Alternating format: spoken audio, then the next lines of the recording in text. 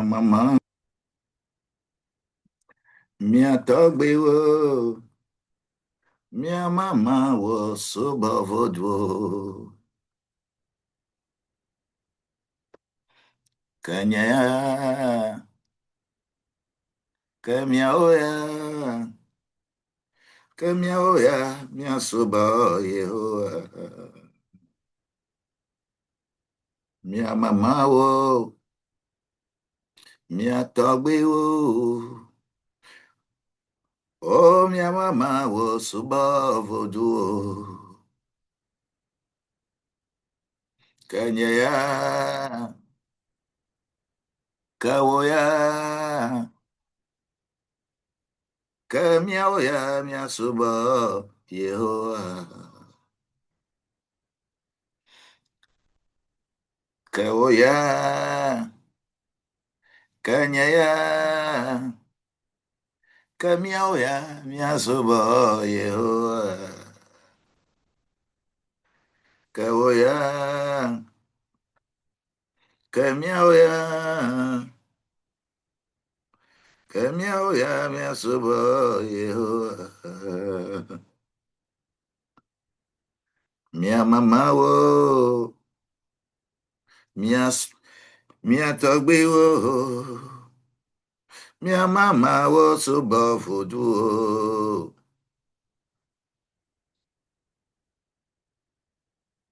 Kawoya,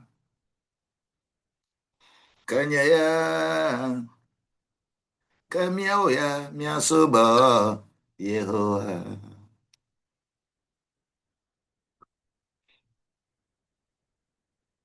Hallelujah. Kanyaya, kamiaoya, oh, kamiaoya, miasoba, Yehowa.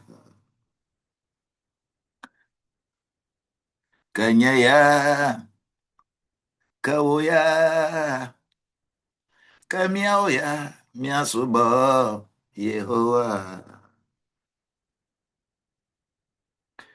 Autorité et responsabilité.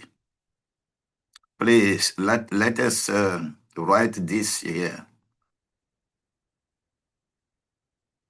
Autorité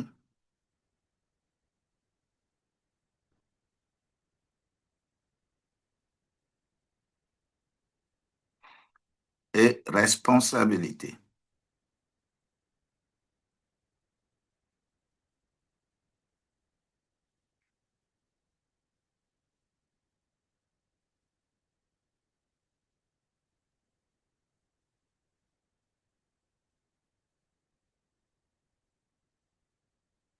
Autorité et responsabilité.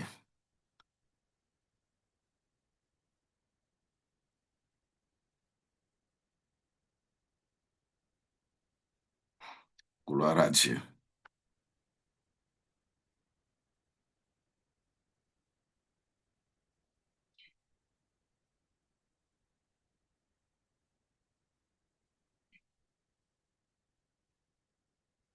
Autorité et responsabilité.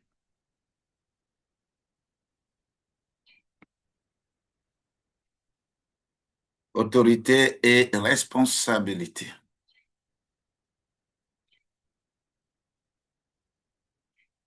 That we need to talk about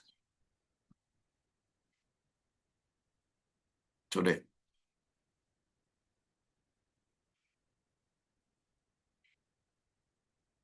Autorité et responsabilité.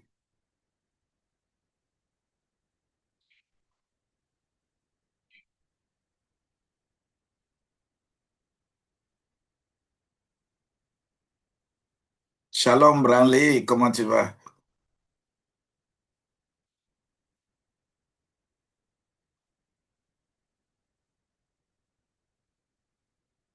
Mercedes, que la grâce de Dieu soit avec toi. Shalom Molo, Branley, sois béni. Viviane Nono, Soyez bénis au nom de Jésus-Christ. Salam Ouro. Merci, merci pour la grâce.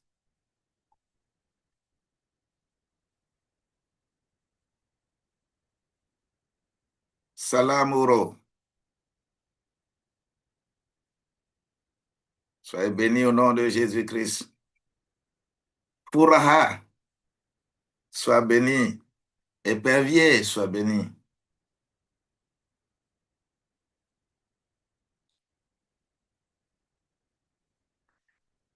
Soyez bénis, soutenus.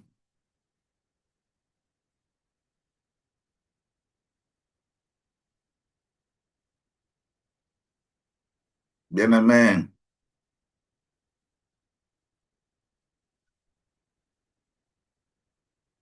la blessure du corps de Christ, hein, c'est-à-dire vous n'avez pas écouté tout de la dernière fois, les 7 blessures du corps de Christ. Ouais, je peux rapidement en parler avant d'aller sur aujourd'hui la responsabilité. Ça me fait plaisir de faire des rappels comme ça.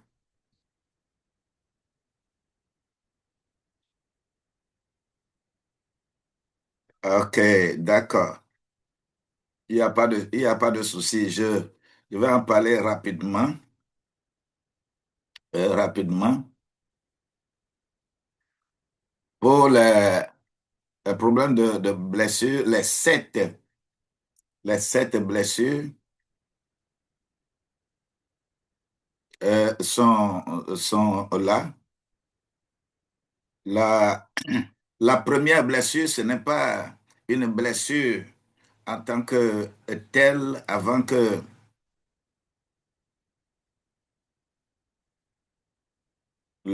comment l'appelle-t-on? Avant que le sang ne sorte. C'est le niveau de la sueur.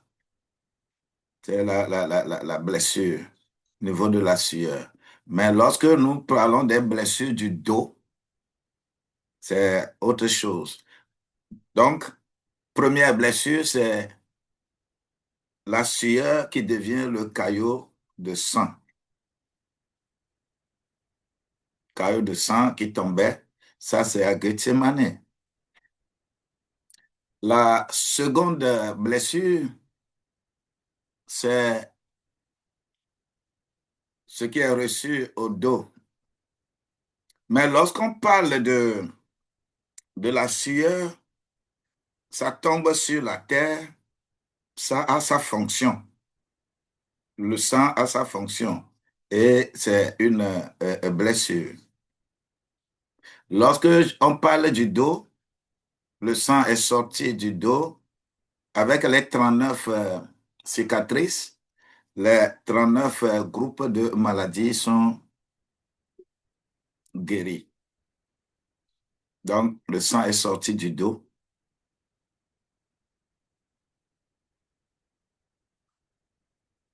La troisième blessure, c'est la joue. La joue. Et si je finis, si tu m'envoies ton nom et prénom et autres, je peux t'envoyer les cotations bibliques liées aussi à ça. La joue, c'est-à-dire on a pris des trucs, on a arraché barbe de sa joue. Et ça ne suffit pas, on l'a encore giflé sur la joue. Dans cette blessure-là. Pour que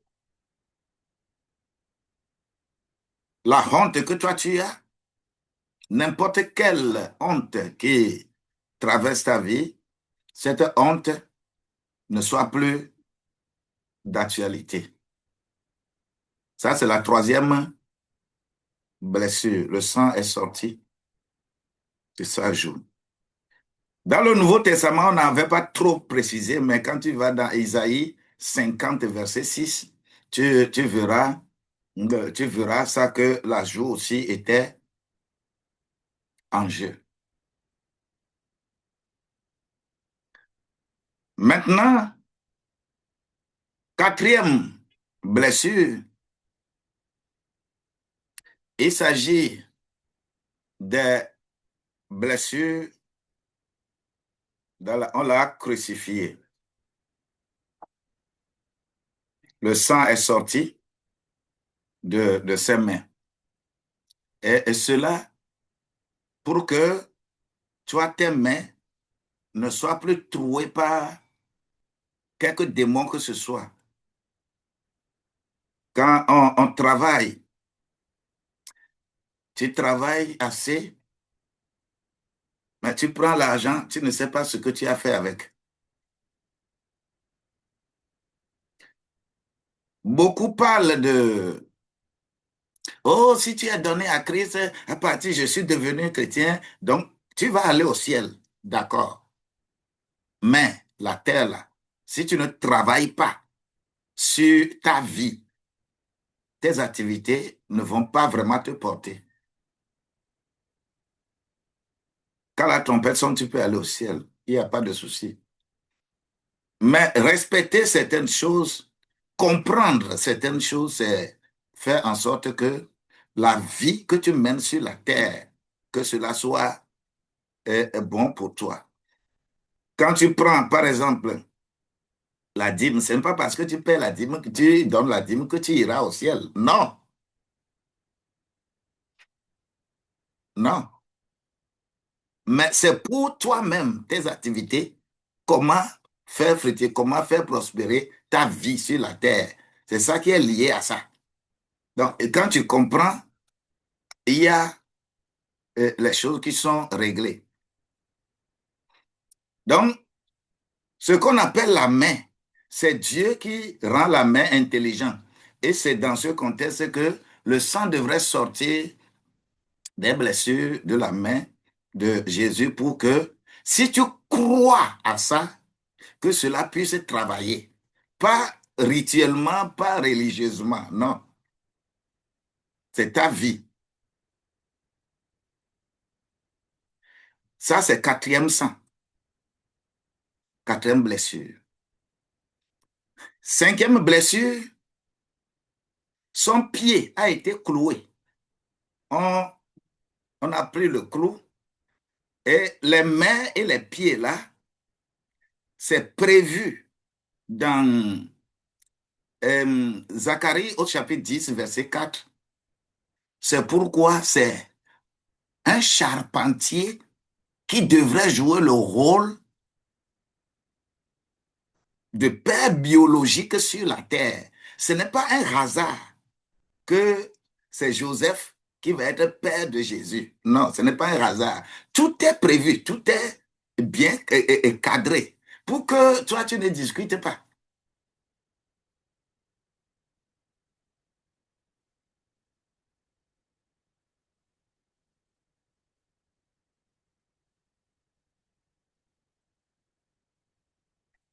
Que la grâce de Dieu nous soit multipliée. Donc, les pieds sont cloués, le sang est sorti pour que partout où tu mettras, si tu crois ça, partout où tu mettras ton pied sur cette terre, que tes entreprises, que ton travail puisse marcher. Puisque la terre, là, on peut miner la terre pour tout le monde. On ne fuit pas l'esprit.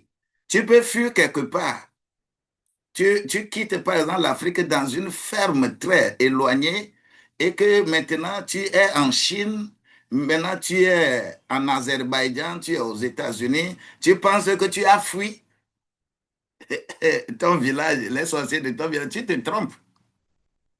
La terre de là-bas, c'est la même chose. C'est la terre, c'est la terre. La terre va toujours rendre commission à la terre là-bas.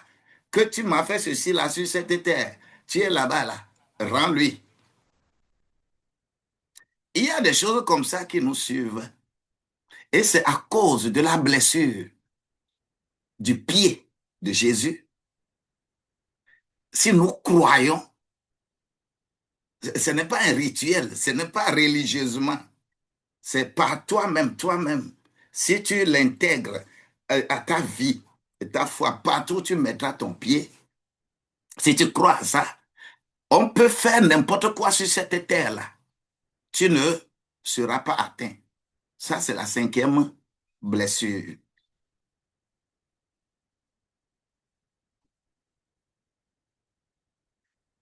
Lorsque nous sommes dans cette cinquième blessure, la sixième blessure, c'est la tête. C'est-à-dire, le sang est sorti de sa tête. Et c'est, puisqu'on l'a dit, selon l'évangile selon Matthieu, il est roi, présenté comme roi. Un roi porte de chapeau. Et quand le chapeau royal, la couronne royale, c'est pas quelque chose de facile. On ne blague pas avec ça. C'est beaucoup de problèmes que tu vas résoudre. Il faut qu'on mette un chapeau pour que les idées machiavéliques, tout ce qui est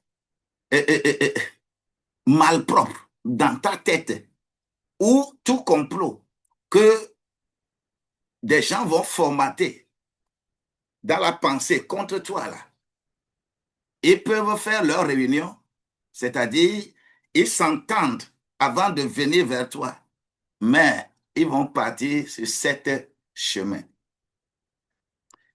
Quand tu crois à la blessure de Jésus, on a blessé sa tête et le sang est sorti, c'est que tu es au-dessus de toute pensée machiavélique. Et je prie pour toi que 2 Corinthiens au chapitre 10, verset 3 à 5, nous ne luttons pas contre la chair et le sang.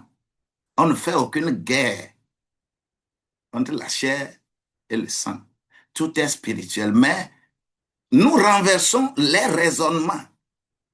Quand je suis en train de parler ici maintenant, quelqu'un dit un hacker professionnel. Oui, parce qu'il n'est pas sur le même terrain avec moi. Il est dans sa pensée. Sa pensée est plus élevée. Et il pense que sa pensée est plus élevée. Donc, il ne peut que parler conformément à sa pensée. Il ne peut jamais parler par l'esprit. Jamais. Donc, quand on parle par l'esprit, lui ne peut que dire ça. Parce qu'il est limité. Il ne peut que dire ça. Donc, c'est à travers ces choses, le sang est sorti de sa tête pour que ces différents trucs qu'on est en train d'écrire là, tu sais que il est bas, il ne vaut rien. Parce que les pensées de Dieu sont plus élevées que les pensées des humains. Celui qui est avec Dieu, il a la capacité de renverser les raisonnements humains. Les raisonnements humains qui sont devenus des rochers là, il les renverse. C'est sa blessure qu'il a reçue sur la tête te donne plus d'intelligence spirituelle pour aller de l'avant. Ça, c'est sixième blessure. Le sang est sorti de sa tête. Lorsque nous prenons maintenant septième blessure, qui est la dernière blessure, il est déjà mort sur la croix. Mais on a encore pris une flèche qu'on l'a percée du côté. Et ça l'a troué même jusqu'au cœur. Et là, du sang et de l'eau sont sortis. Même le sang et l'eau sortis là, ça a encore guéri.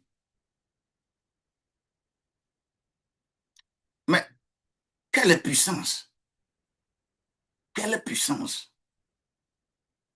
Et c'est l'ensemble de ces blessures, l'ensemble de ces paroles, l'ensemble de ces chutes, l'ensemble de ça qu'on appelle dans la Bible la longueur de l'amour de Dieu.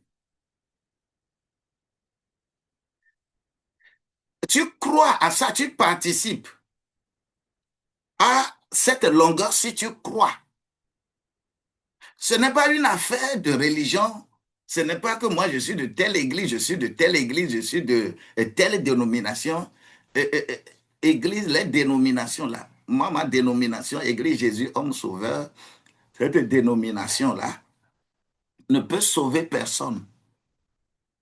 Moi, ici, je ne peux sauver personne.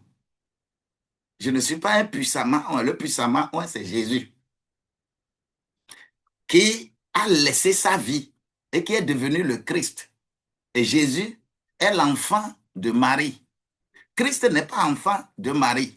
Mais si tu ne peux pas comprendre tous ces éléments dans ta vie personnelle, tu ne peux pas bénéficier des choses que moi je dis ici.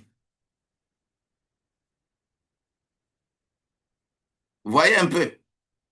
C'est dans cette logique que je suis obligé de revenir parce que c'est ça qu'on appelle la Pâque. Donc, c'est une partie de l'ensemble de ces croyances-là. Si tu l'intègres en toi,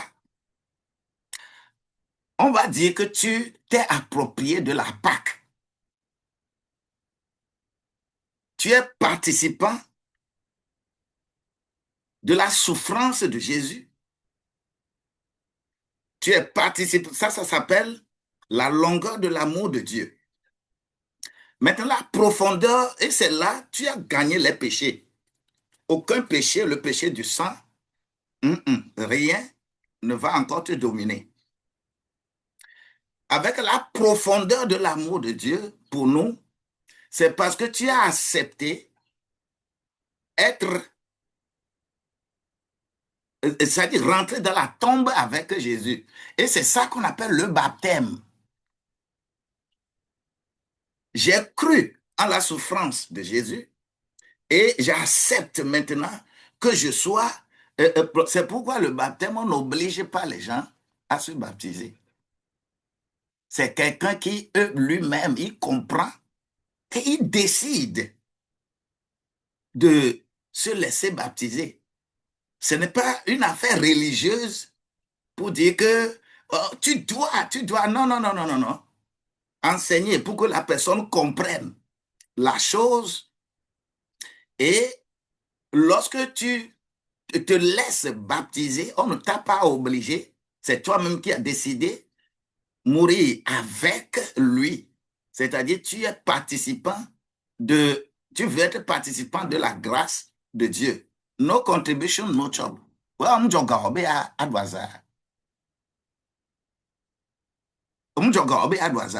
C'est ça la réalité spirituelle avec Dieu.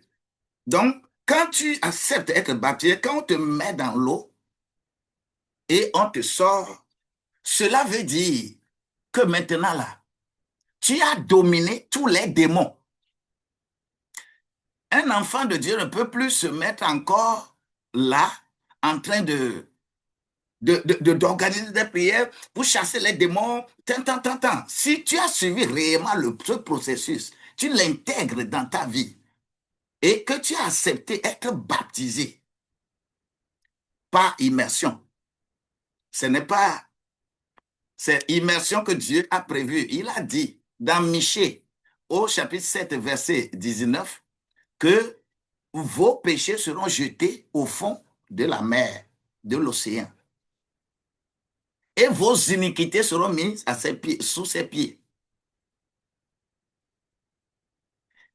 Alors, si tu es dans une église quelque part et que tu crois vraiment au baptême, Et on verse la chose sur ta tête. C'est dans quel océan le péché est alors jeté?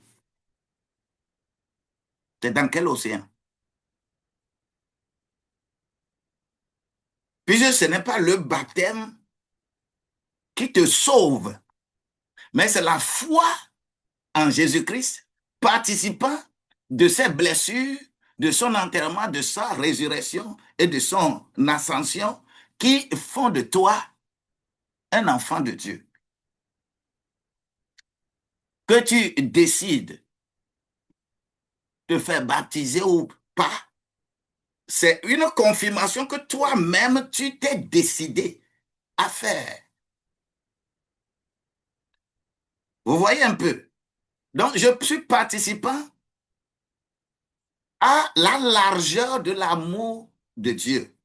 Bon, longueur premièrement, profondeur, on m'a mis dedans, je suis sorti, j'ai dominé là-bas les démons, les sorciers. Aucun esprit de cette terre-là ne peut travailler pour t'engloutir. C'est la manifestation de la profondeur de l'amour de Dieu pour nous. Tu l'acceptes. Si tu crois à ça, ça se passe dans ta vie.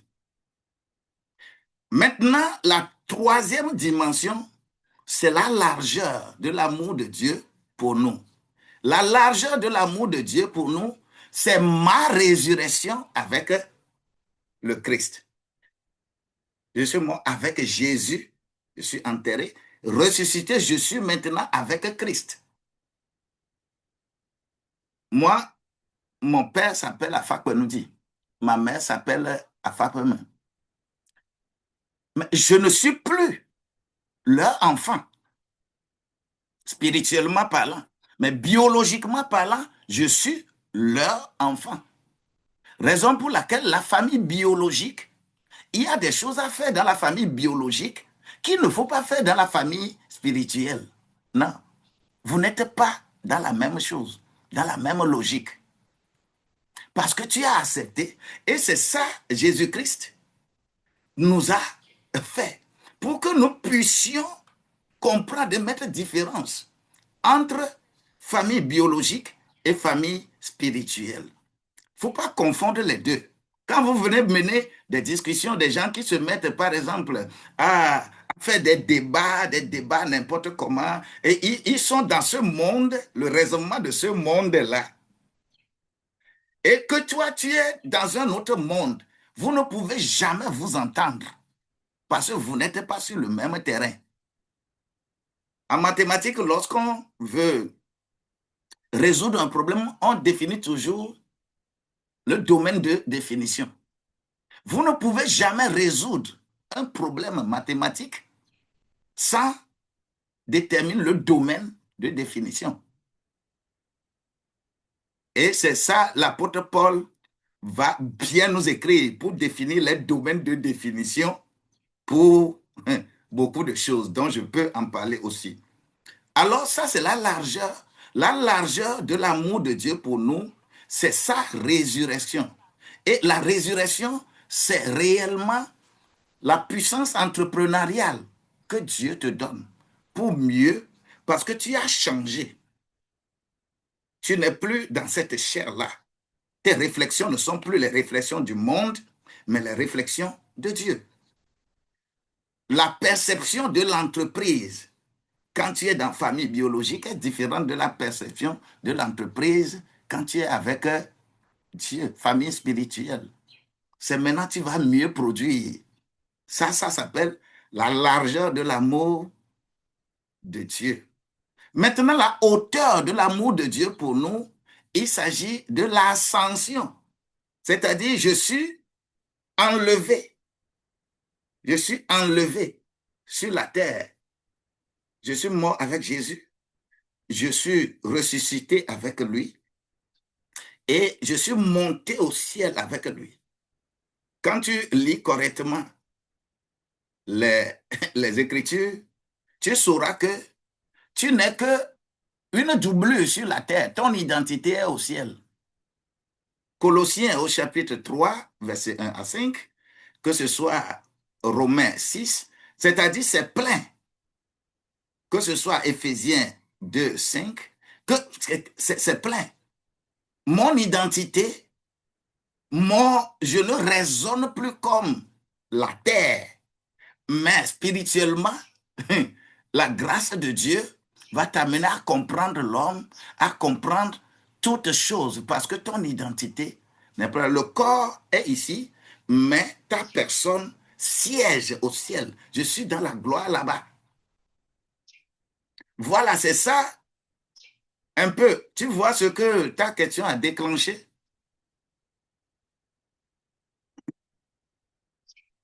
Tu vois ce que ta question a déclenché? C'est pour nous dire que ce n'est pas, quand on veut parler de l'adoration de Dieu, n'en faites pas une affaire religieuse. C'est-à-dire, ne restez pas dans... Puisque chacun a puisé quelque chose pour mélanger à sa culture, pour venir dominer les gens. C'est ce que le blanc, lui, il a été très lucide. Il a pris, il a mélangé ça avec sa culture. Il vient vous dominer avec. Il prend toujours les mauvais côtés. Comment moi je vais faire pour dominer les autres? C'est le côté là qu'ils ont pris. Puisque dans la Bible, tout le monde peut se justifier. Les écrits sont là, tout le monde. Le vrai voleur peut se justifier. Il peut prendre les versets dans la Bible. C'est le livre le plus complet, quoi. Il peut prendre les versets dans la Bible pour se justifier. Le grand polygame, il va prendre les trucs pour se justifier. C'est-à-dire, le vrai tueur, le vrai assassin, il peut prendre des trucs pour se justifier. C'est pourquoi chacun va prendre pour son intérêt pour justifier les autres. Alors, si tu as réellement cela, ce développement, je te demande en ce moment que l'autorité et responsabilité marchent de pair. Parce que ta question vient d'introduire quelque chose de très important. Si tu n'as pas cette autorité intégrée en toi, tu ne peux pas prendre certaines responsabilités. Que la grâce de Dieu te soit multipliée. Dis-moi Amen.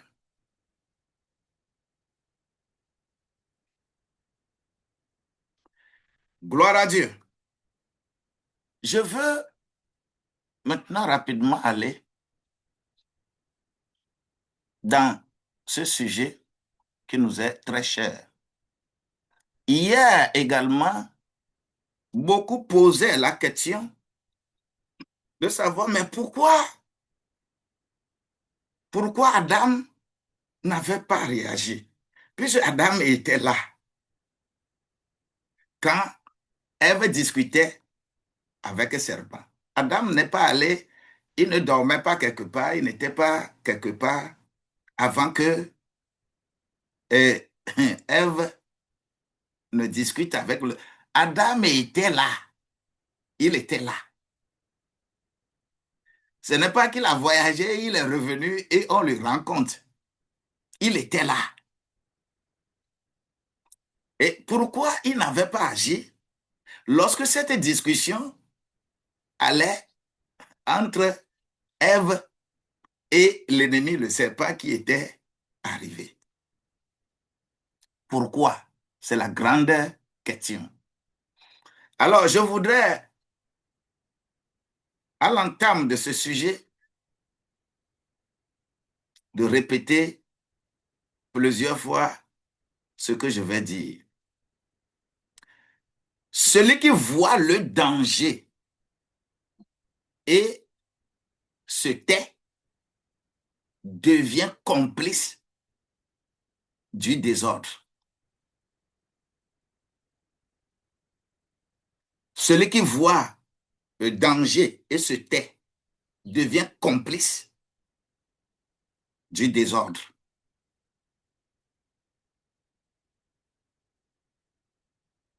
Celui qui voit le danger et se tait, il devient complice du désordre. Je voudrais que tu prennes une décision, que je ne me tairai pas si je vois le danger.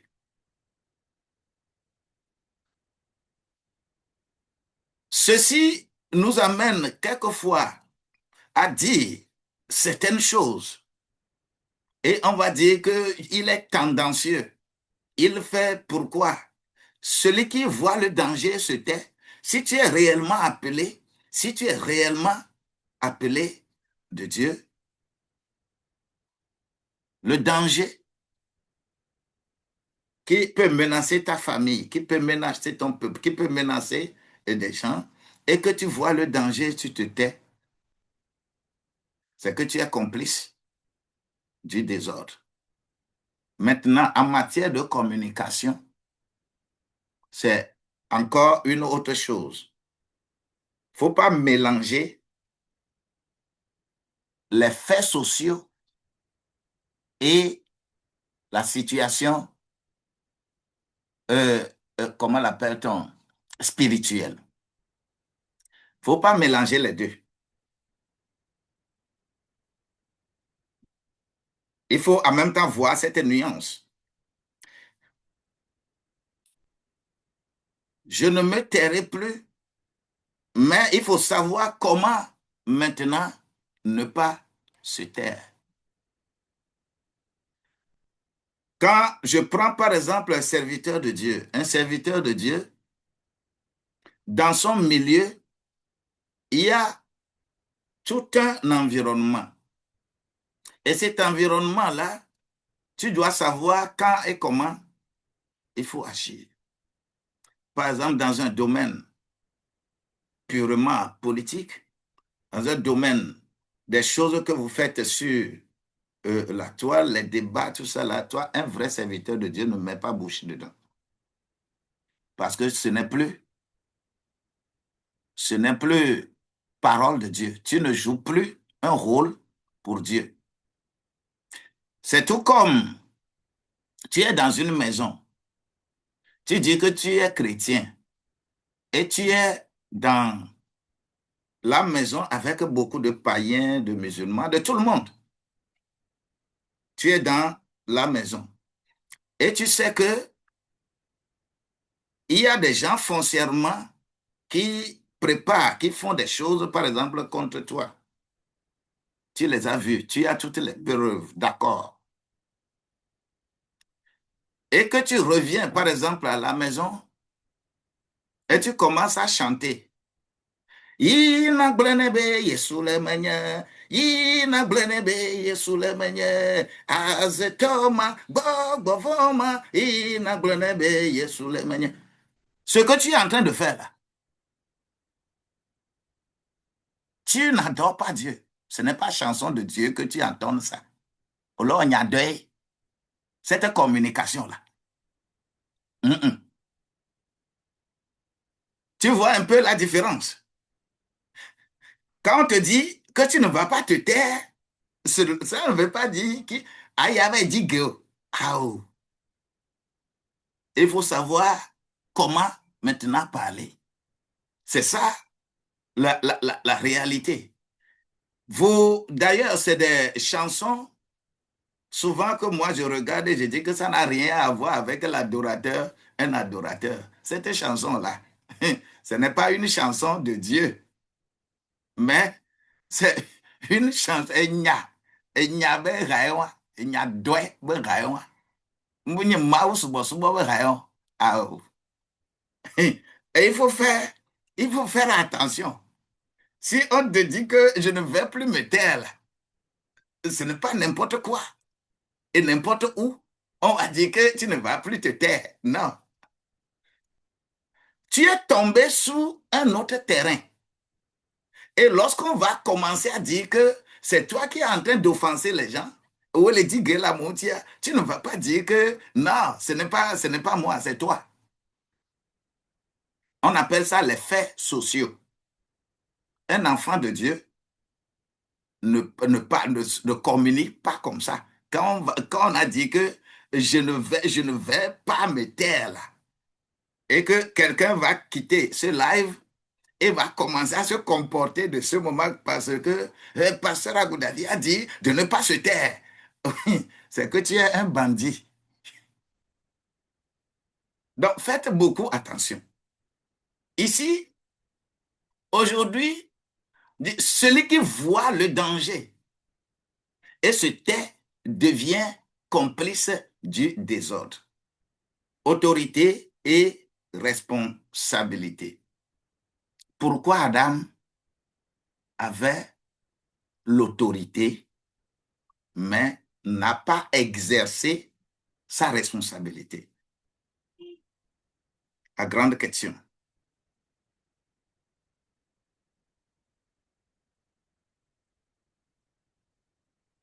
Ah, je chante bien, mais tu veux que je chante ça en français? Bon, je vais traduire sa voix. Va lui dire que j'ai Jésus en moi. Va lui dire que j'ai Jésus en moi. Ce sorcier-là, ce démoniaque, va lui dire que Jésus est en moi. Tu partages le même, tu partages la même maison, la même conception avec les gens qui ne sont pas chrétiens, qui ne sont pas, qui ne vont pas à l'église avec toi. Et tu sais que ces gens-là ils fomentent des choses contre toi. Et que tu vas, tu reviens, tu commences à chanter chansons là comme ça là. Ce n'est pas chanson de Dieu que tu es en train de chanter. Tu es en train de chanter chanson de, tu es en train de créer problème. Tu cherches problème. Quand tu cherches un problème, quand on dit que c'est toi qui as tort, là, il faut savoir que c'est toi le problème, ce n'est pas eux le problème.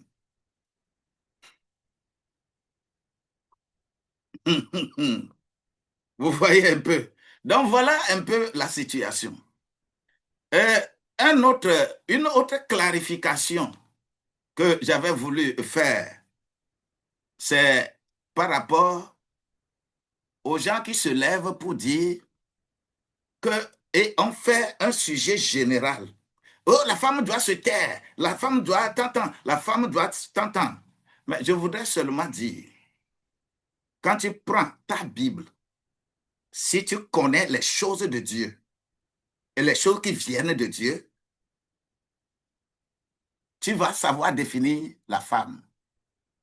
La femme dans la Bible, je l'ai un peu développée dans cet ouvrage. La femme dans la Bible, c'est l'épouse. OK? Dans un contexte d'épouse, c'est la femme dans la Bible. Genèse 2, verset 18. Dans le contexte de la mère, la femme, quand on dit femme, on écrit femme dans la Bible, c'est la mère, c'est-à-dire quelqu'un qui a enfanté. Genèse 3, verset 20, c'est la mère. Quand on prend femme, peuple de Dieu s'appelle femme. Contexte de peuple de Dieu s'appelle femme. Ça, c'est Israël, l'épouse de Dieu. Quand tu prends l'Église, ça s'appelle la femme. Ça s'appelle la femme, qui est véritablement cette épouse spirituelle de Jésus que Jésus reviendra prendre.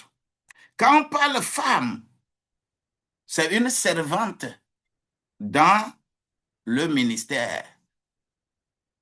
OK.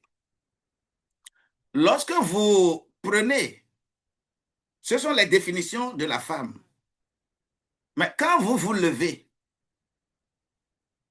quand on écrit dans Corinthiens, quand on écrit dans Pierre, quand on écrit dans Galates, quand on écrit dans ces choses, et que vous lisez et vous voulez généraliser, c'est le contexte de quelle femme? Vous qui parlez de polygamie, ainsi de suite, c'est le contexte de quelle femme? Et c'est lequel femme vous dites que elle doit se taire? Si femme va se taire, c'est laquelle des femmes? Parce que quand on prend femme dans la Bible, c'est plusieurs définitions conformément au contexte, conformément à ce qui est écrit. Laquelle? Alors ne généralisez jamais des contextes particuliers pour dire que sur la terre, là, femme doit se taire. Faites attention.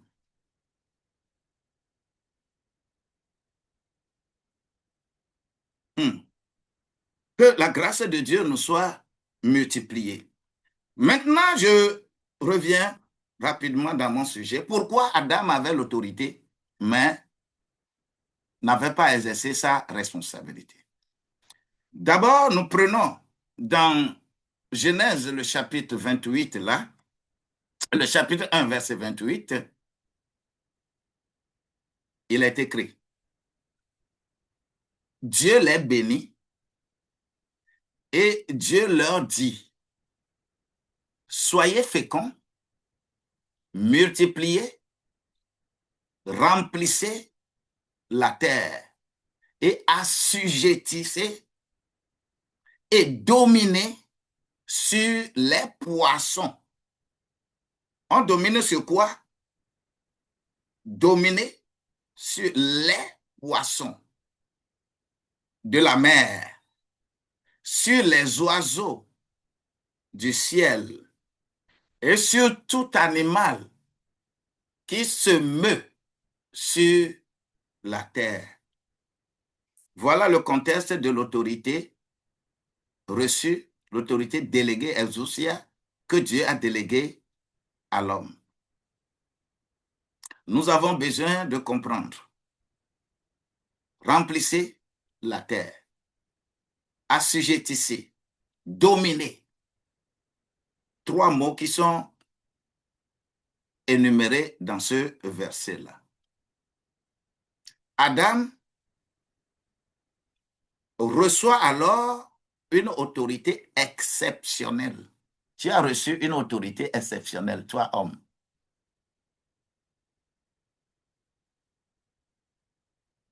Gloire à Dieu. Trois choses. Autorité sur la création.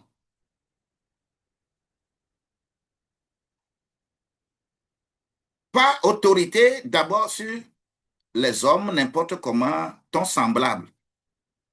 La création tout entière. Autorité sur la création, autorité sur l'environnement et autorité sur les systèmes. Trois autorités que je fais sortir là. Autorité sur la création, autorité sur l'environnement et autorité sur les systèmes. Adam a reçu. La révélation qui est ici, c'est que l'homme est créé pour gouverner. Tu es créé pour gouverner. Gloire à Dieu. Là où tu es créé pour gouverner, tu n'es pas créé pour subir. Je suis créé pour gouverner, je ne suis pas créé pour subir.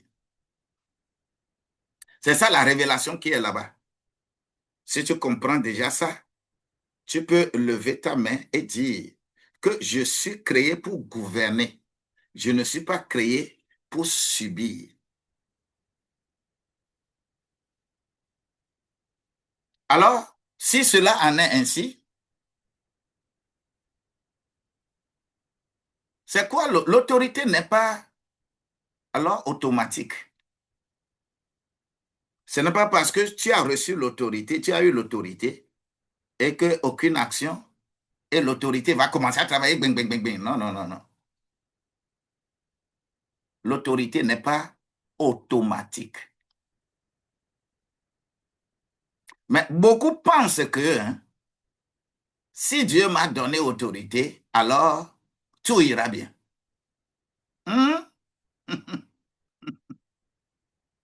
Si Dieu m'a donné autorité, alors tout ira bien. C'est comme ça beaucoup pensent. Alors que l'autorité n'est pas automatique.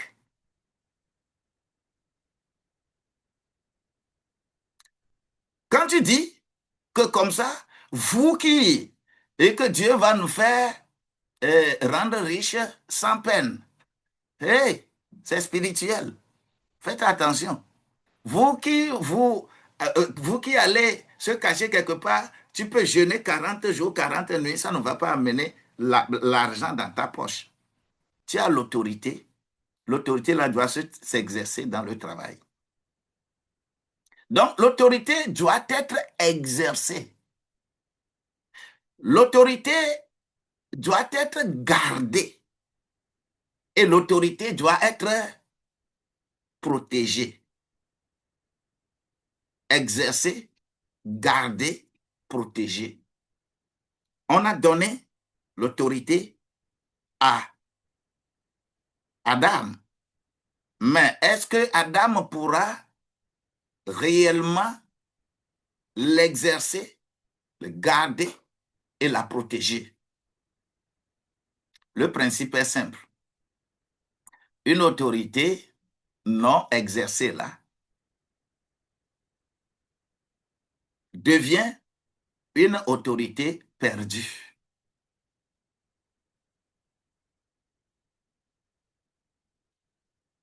Une autorité non exercée devient une autorité perdue.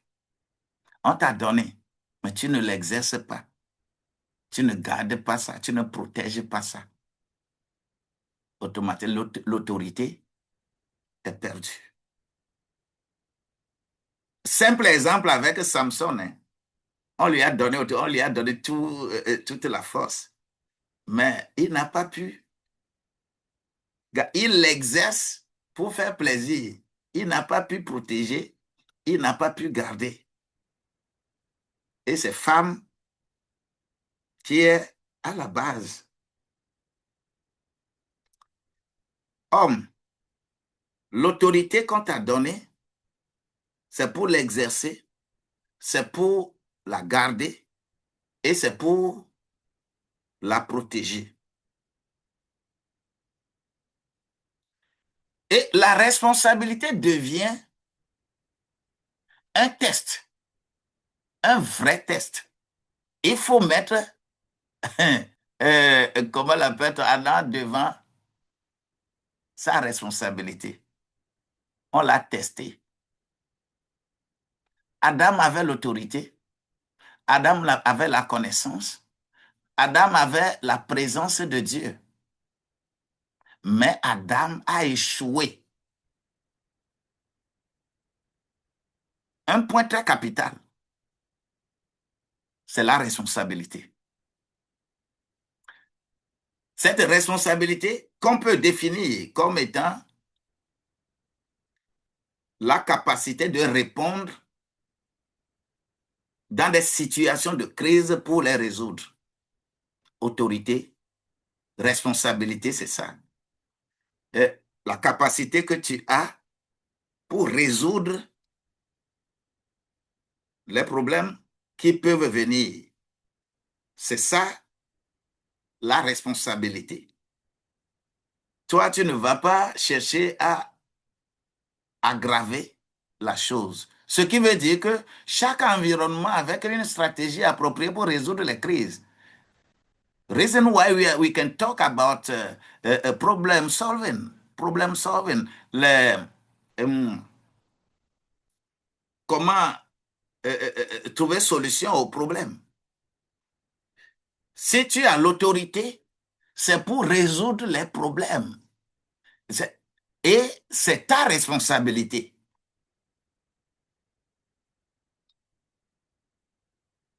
Et dans ça, le silence d'Adam est le point critique. Adam était là, mais il était silencieux. Il a gardé le silence. Genèse 3, verset 6, on dit bien, Elle en a donné aussi à son mari qui était auprès d'elle. Ce qui veut dire que toutes les discussions, à partir de Genèse 1, là, Adam était là. Il écoutait la discussion. Mais il garde le silence.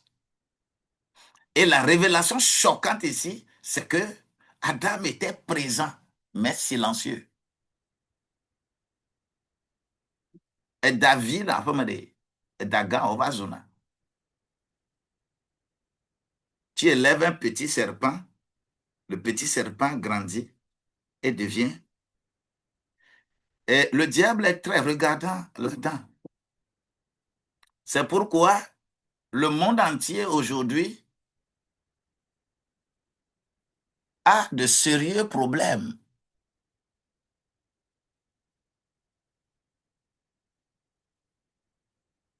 Nous, quand on était à l'école, on nous chicotait. Et c'est dans ce contexte que nous sommes disciplinés et nous pouvons apprendre.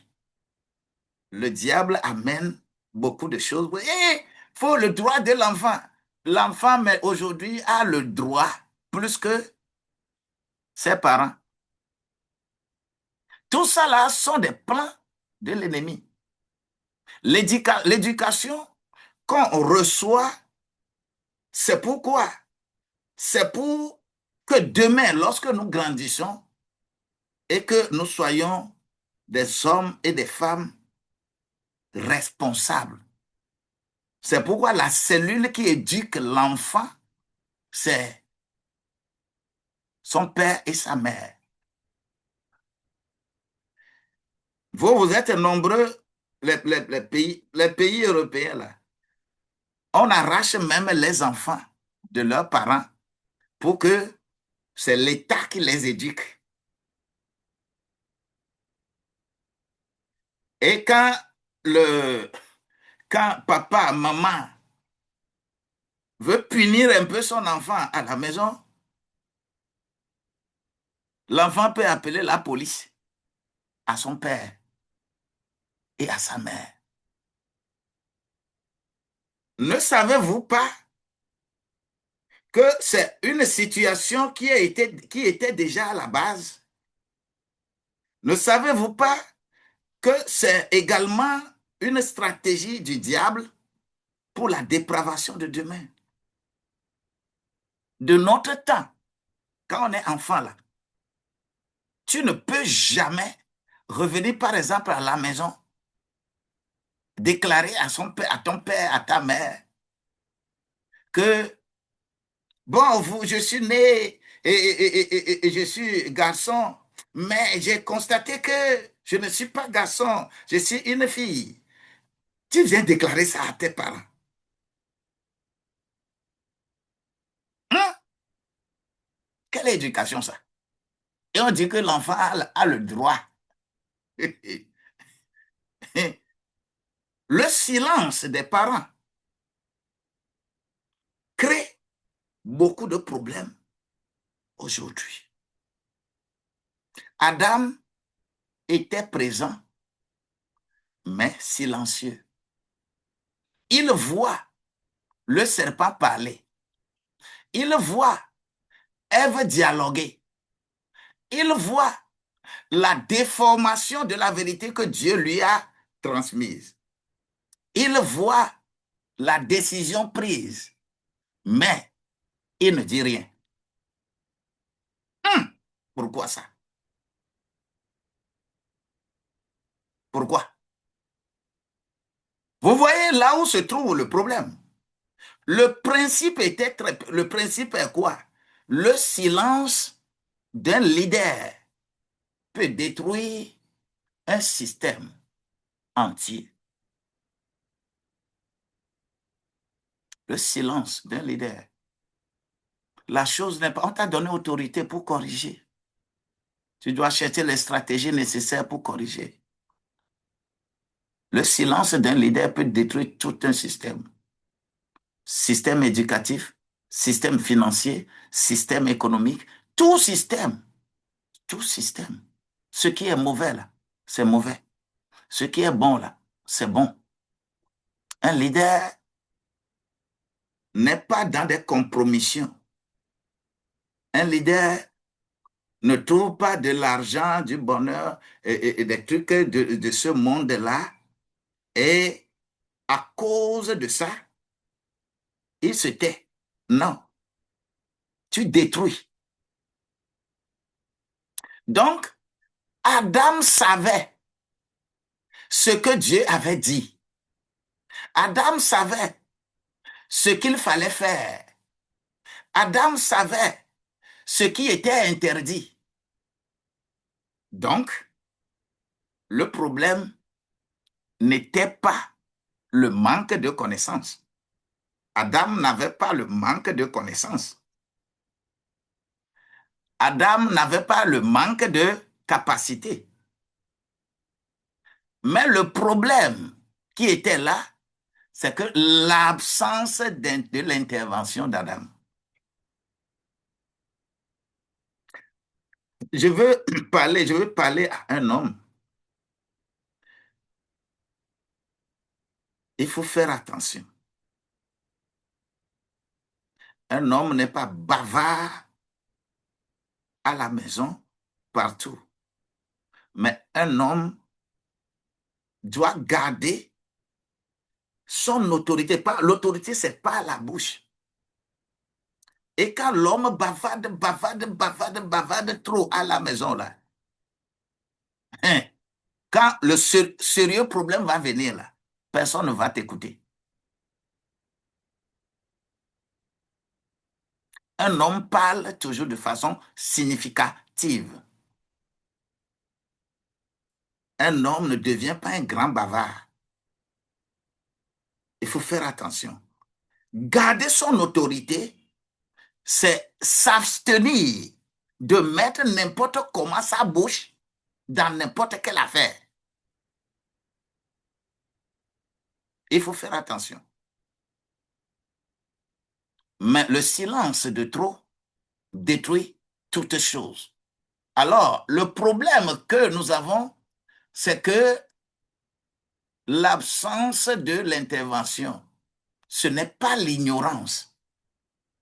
Adam avait toute la connaissance, mais ce n'est pas l'ignorance. Si cela en est ainsi, l'autorité sans responsabilité, c'est un danger.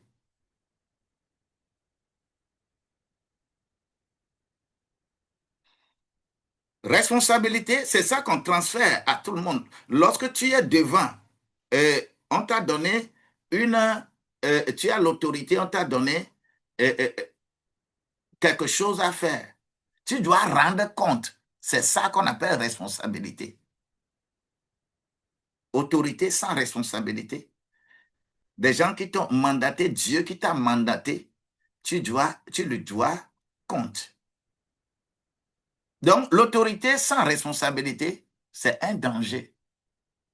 Je ne veux pas que ce danger-là menace ta famille. Je ne veux pas que ce danger-là menace ta maison. Je ne veux pas que ce danger-là menace ta nation, ta communauté, ton service, ton travail. Que cette autorité ne menace pas ta prospérité. Autorité sans responsabilité a des conséquences. C'est la dérive spirituelle. Je conseille toujours les couples. Quand vous êtes en couple, toi homme, fais attention.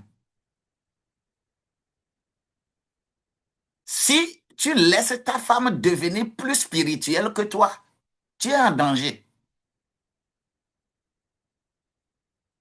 Si tu laisses la femme connaître la Bible, connaître les écrits spirituels plus que toi, c'est que ton foyer est en danger. Ça, il faut le savoir.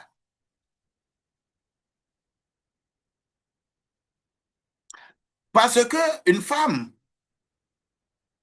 on ne peut pas le nier. L'émotion a l'habitude de dominer femme. Vite.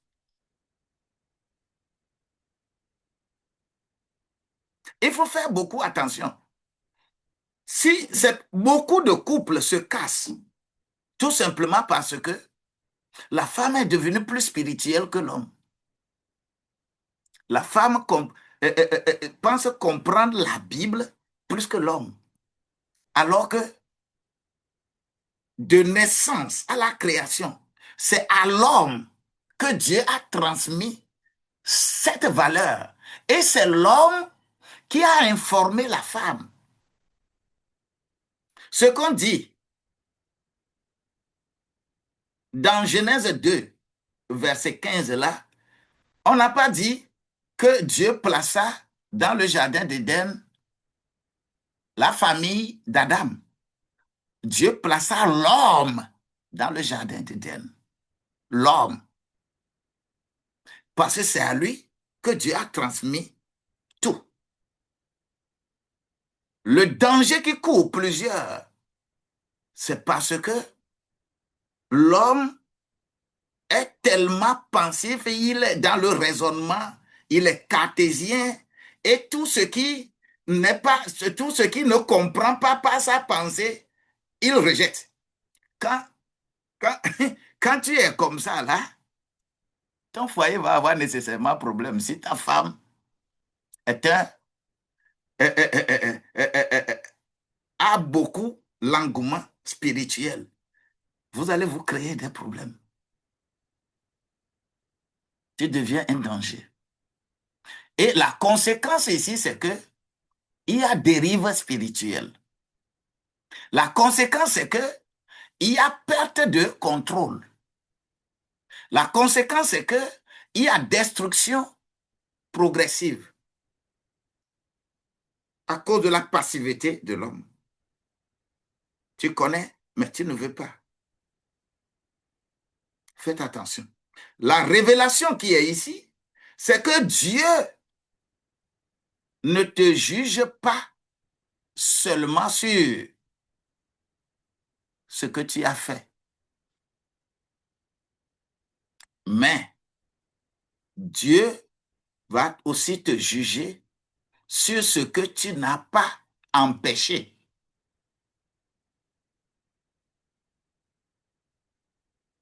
Le danger qui vient, tu as la connaissance de ça. Parce que c'est toi la tête. Et c'est ce qui dit que c'est toi la tête. Est-ce que tu vois l'oreille sur les fesses? Est-ce que tu vois les yeux sur le genou? Est-ce que tu vois le nez sur le dos? Est-ce que tu vois qu'est-ce que tu vois? C'est-à-dire, est-ce que tu vois ta bouche quelque part? Quand dit l'homme, tu es la tête de la famille, c'est spirituel. Ce n'est pas aller revenir imposer les choses à la femme, je suis la tête. Ça ne s'impose pas. Ça se vit. Si tu es la tête, tes yeux doivent voir spirituellement et charnellement. Si tu es la tête, tes oreilles doivent entendre spirituellement et charnellement. Si tu es réellement la tête, tout ça là doit bien fonctionner. Et c'est ça qu'on appelle la tête. La passivité de quoi là? De Adam, est-ce que sa tête a fonctionné? Ses yeux voyaient, mais il est resté, il n'agit pas. Jusqu'à même qu'on termine la conversation, on lui donne aussi et il prend. Et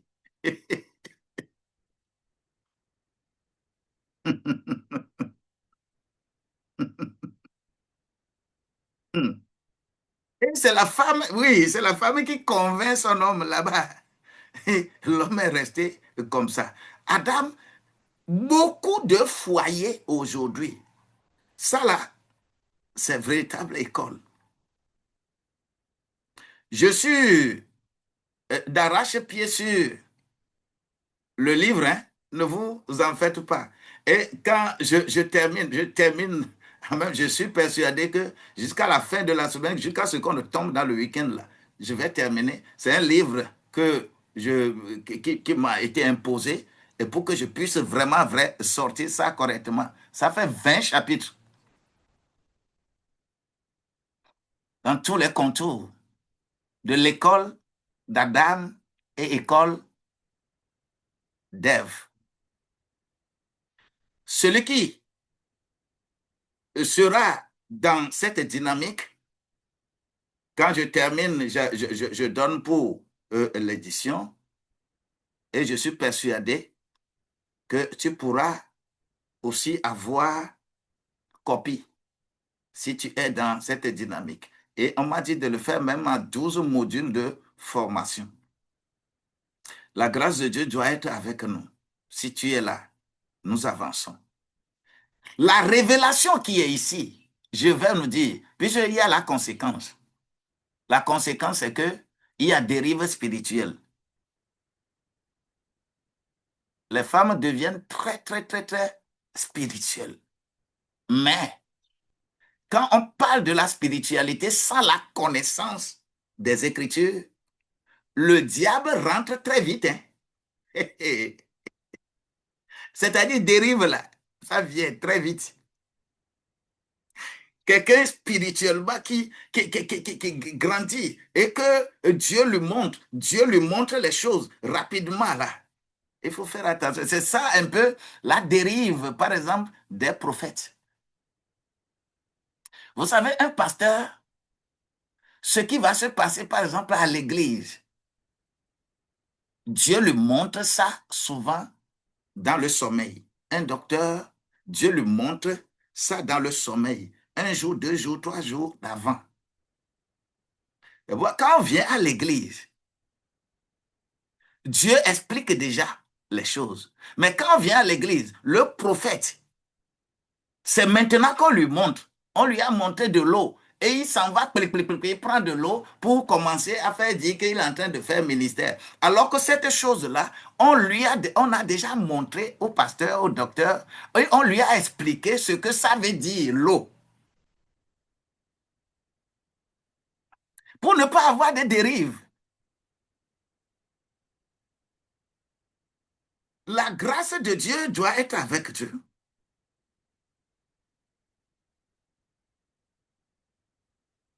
Sois béni, mon cher apôtre, sois béni. Et ça, c'est chose plus que normale qu'il doit avoir dérives. Faisons beaucoup attention. Et ce sont ces dérives-là, dans la définition de la femme, qui amènent à prendre des décisions par rapport à la femme épouse. C'est-à-dire femme la mère, pas femme épouse, femme la mère de quelqu'un. Qu'on dit que dans ce contexte-là, femme, tais-toi.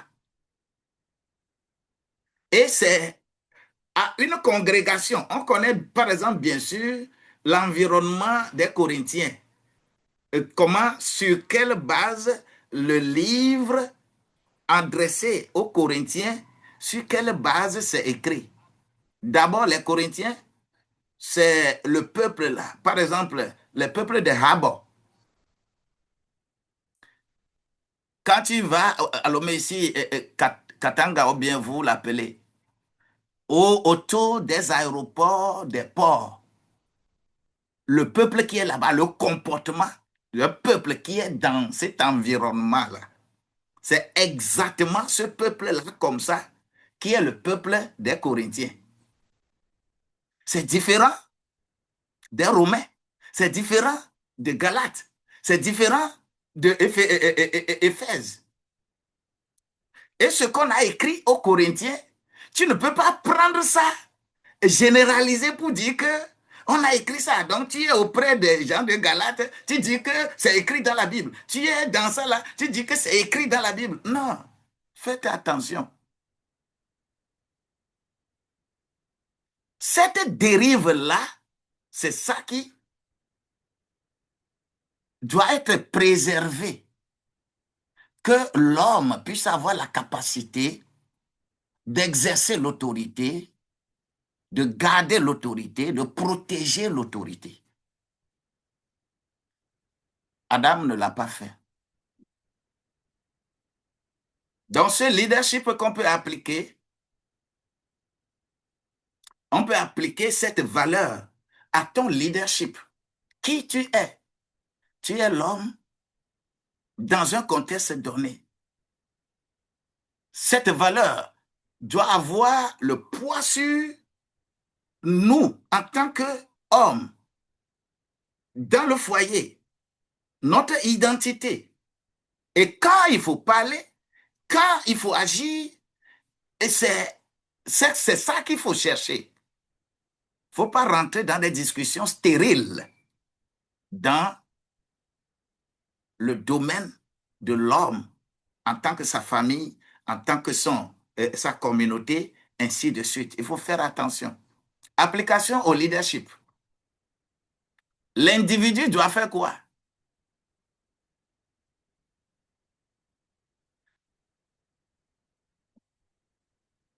Lorsqu'il y a dérive comme ça, là,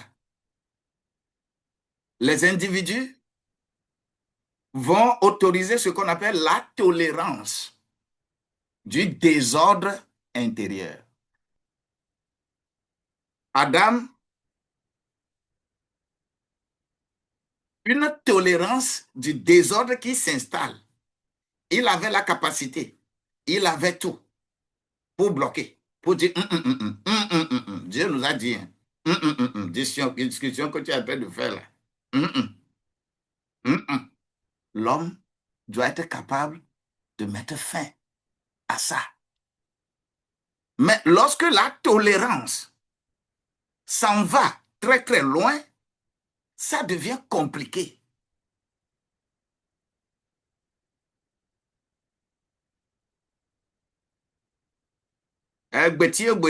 Katanga, voilà, ça c'est un peuple c'est le peuple là. Et raison pour laquelle tout ce qui est écrit dans les épîtres de Paul, c'est pour que tu saches, tu appartiens à quel genre de peuple. Parce que tous les genres de peuples sont dans les écrits de Paul. Pour ne pas prendre un verset quelque part, commencer à généraliser que Dieu a dit, c'est écrit dans la Bible, c'est écrit, oui, c'est écrit dans la Bible, il n'y a pas de souci. Mais fais attention, ne crée pas doctrine avec de n'importe quoi. Ne sois pas religieux, mais fais en sorte que cette tolérance du désordre qui est ici, là, que tu puisses barrer le chemin. Toi, l'homme, désordre intérieur, désordre créé. Individuellement, c'est ça. Et la famille devient, comment l'appelle-t-on? La famille n'a plus de direction réelle. On dévie la famille. Le désordre est installé, toléré. On dévie. La famille dévie, elle n'a plus de direction. On a dit de gouverner. Toi qui dois gouverner, tu ne te mets pas sur le chemin de la gouvernance. La famille est désorientée.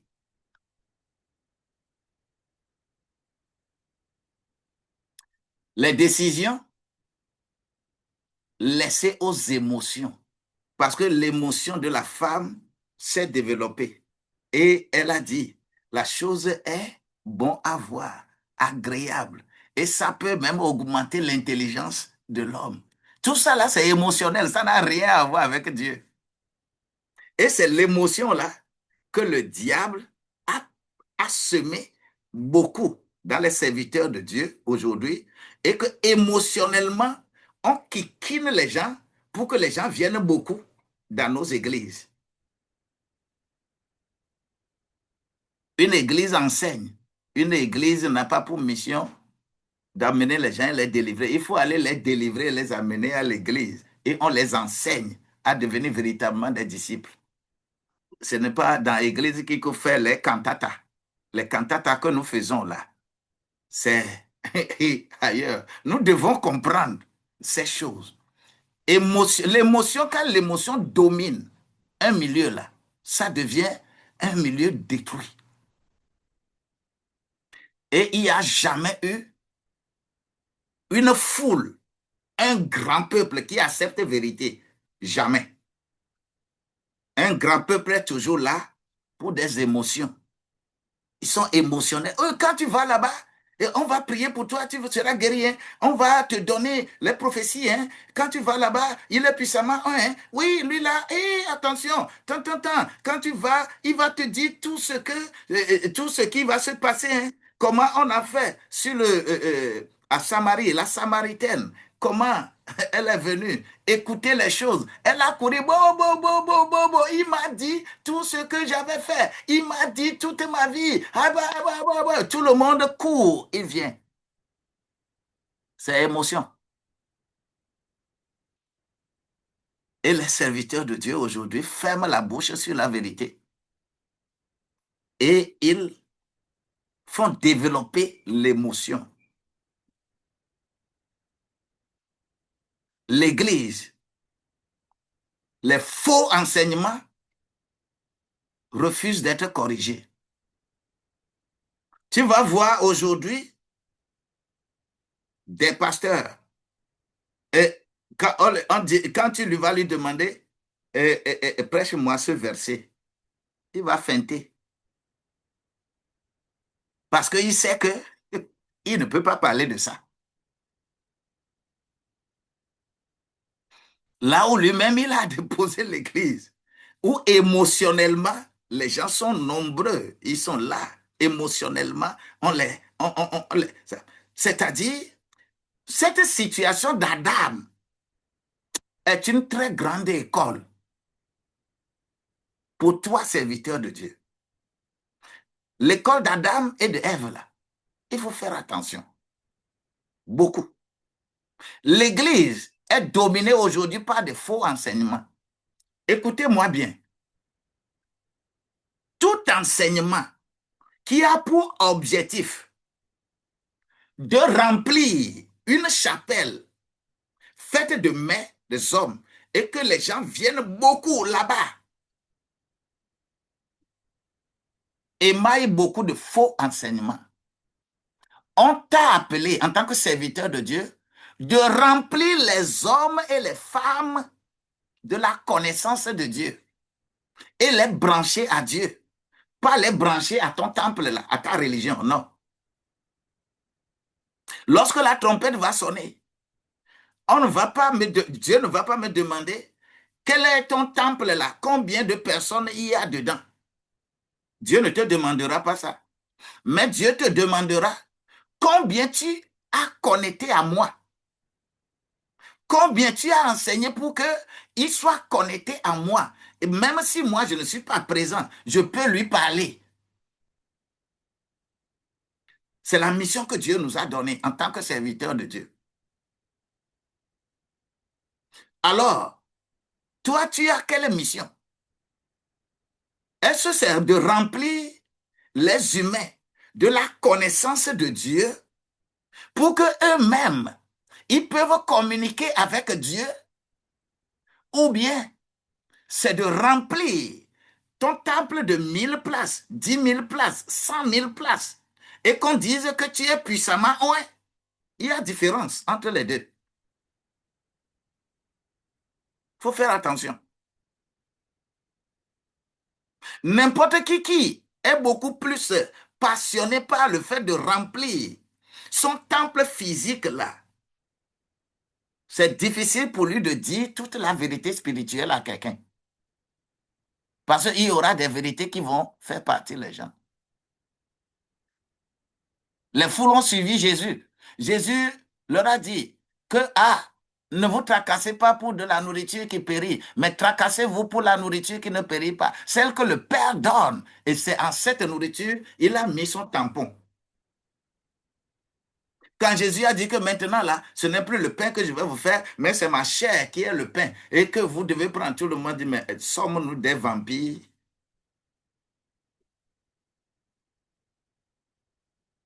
Et dans Jean 6, verset 60, il dit que mais ces paroles sont trop dures, qui peut les écouter? Tout le monde est parti. Une foule n'est jamais là où il y a la vérité spirituelle, la vérité réelle. Quand la foule devient trop grande, il faut savoir que l'autorité et responsabilité a des problèmes.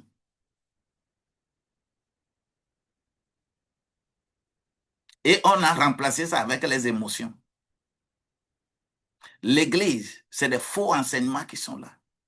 Moi, j'imagine comment, dans, quand on dit, même si l'Ancien Testament, on n'a pas puni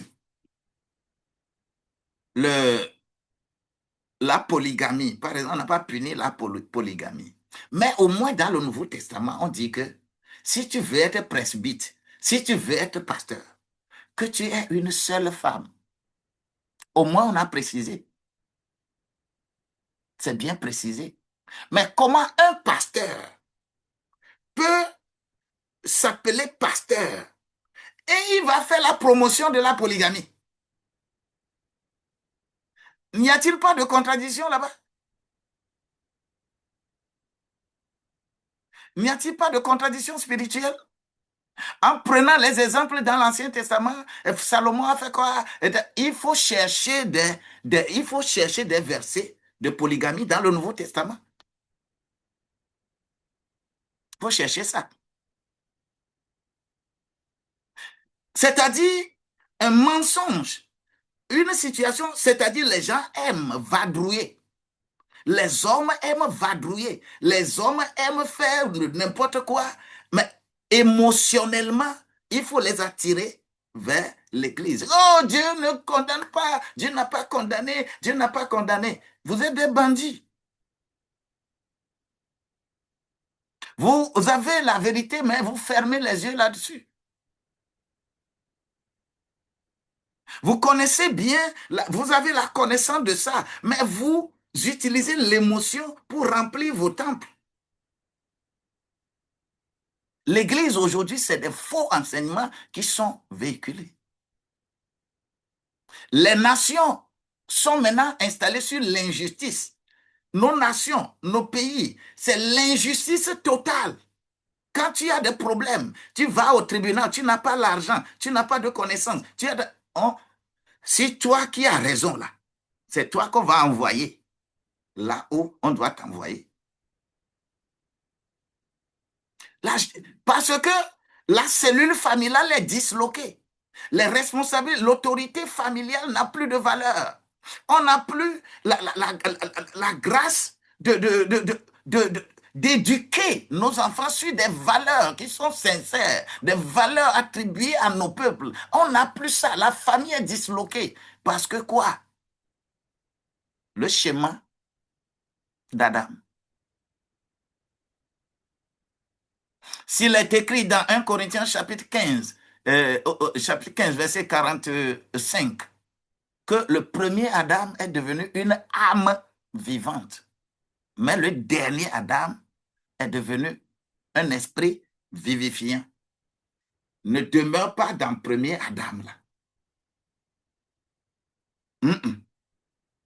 Si tu demeures dans le premier Adam, attaché toujours à ta famille biologique là, à ta famille sociale là, sans comprendre la famille spirituelle pour ta vie et garder ton autorité, exercer ton autorité et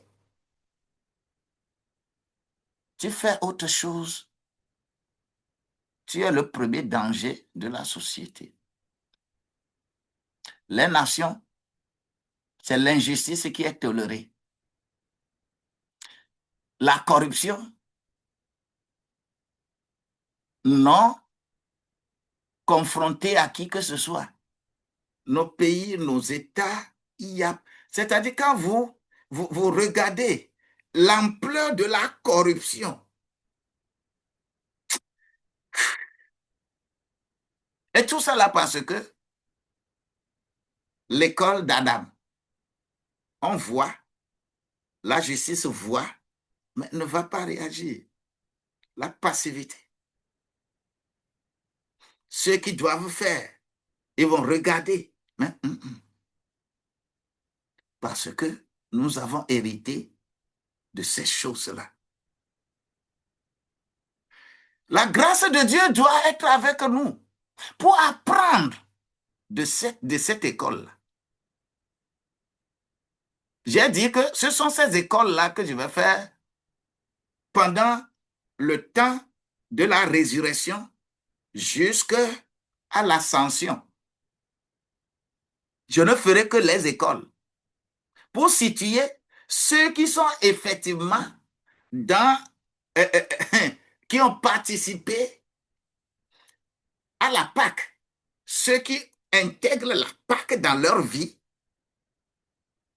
comprendront les choses que nous allons faire pendant ces périodes-là.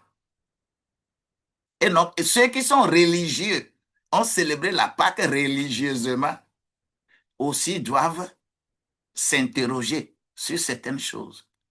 Donc, partout où Adam se tait, le serpent parle. Partout.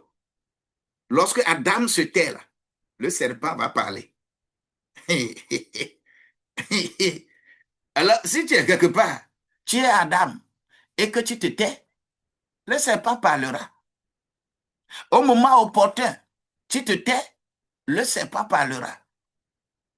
Adam, sais-tu, le serpent a parlé, il écoutait tout, mais il ne dit rien. Cette fonction de passivité-là, la passivité spirituelle, c'est qu'il y a absence de prière et de discernement. Lorsque tu deviens passif dans ces choses-là, c'est parce qu'il manque prière et discernement. Lorsque la passivité est devenue émotionnelle, cela veut dire que on évite les confrontations. Alors que c'est le dualisme tous les jours. La chair a des désirs contraires aux désirs de l'esprit. Ça se passe tous les jours. Mais il faut que la manifestation de l'esprit brise ce qu'on appelle les désirs de la chair. Et c'est ça, cette confrontation permanente à l'Église. Quand n'importe quel individu qui vient devant Dieu, il y a cette confrontation en lui. C'est à toi de le mettre d'abord en contexte avant de prier. Quand je disais que un jeune est venu, oh papa, j'ai problème, j'ai problème, j'ai problème. D'accord, tu as problème. Ah, je vais prier pour toi. Mais quel problème tu as? Et que le jeune dit que j'ai enceinté une fille. Mais est-ce qu'il a problème ou bien il a cherché problème? Dis-moi. Ça là, par exemple, on te présente. Ce jeune-là qui vient vers toi, qui te dit qu'il a problème. Il a enceinté une fille, on veut le prendre. Le papa de la fille a fait tant, ainsi de suite. Et il vient pour que tu pries pour lui. Est-ce qu'il a problème ou il a cherché problème? Les cas sont différents. Mais si tu ne peux pas faire comprendre à une telle personne que tu n'as pas problème, c'est que tu as cherché problème. Si lui-même n'a pas pu comprendre ça comme ça, tout est ribababa là, ne va rien corriger dans la vie d'une telle personne.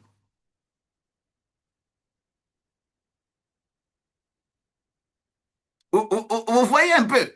C'est-à-dire, l'éducation aujourd'hui a de sérieux problèmes. Sérieux problèmes. Les valeurs ne sont plus respectées. Et c'est ça qui se rejaillit sur la gouvernance de l'État. Et quand on parle des choses, on parle comment la famille est disloquée. La famille n'a plus de valeur. L'éducation des enfants, si tu veux chercher du bien à un jeune aujourd'hui au Togo, c'est que tu veux te créer des problèmes.